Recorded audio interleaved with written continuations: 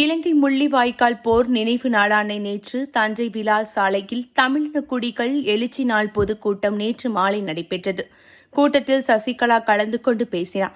அவர் பேசியதாவது, இலங்கை தமிழர்கள் நலனுக்காக மறைந்த முதலமைச்சர் எம்ஜிஆர் தனது இறுதி மூச்சு வரை உறுதுணையாக இருந்தார். ஜெயலலிதாவும் இலங்கை தமிழர்களின் பாதுகாப்பான வாழ்வுக்காக குரல் கொடுத்தார். நாங்களும் இலங்கை தமிழர்கள் வாழ்வாதாரத்திற்காகவும் உரிமைக்காகவும் பல பணிகளை செய்து வருகின்றோம். இலங்கையில் நடந்த போரின் போது அங்குள்ள உறவுகளை காப்பாற்ற வேண்டும். நாங்கள் பல்வேறு முயற்சிகளை மேற்கொண்டுள்ளோம். தமிழ் மொழியையும் தமிழர்களையும் தங்களால் தான் காப்பாற்ற முடியும் என மக்களை ஏமாற்றும் வகையில் திமுகவினரை சித்தரித்துக் கொண்டு நாள்தோறும் போடும் பகல் வேஷங்களை யாரும் நம்ப தயாராக இல்லை.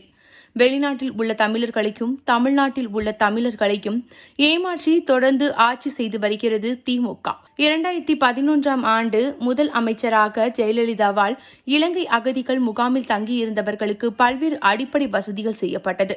2013ஆம் ஆண்டு இலங்கை அகதிகளுக்கு 1953 வீடுகள் கட்டப்பட்டு வழங்கப்பட்டன.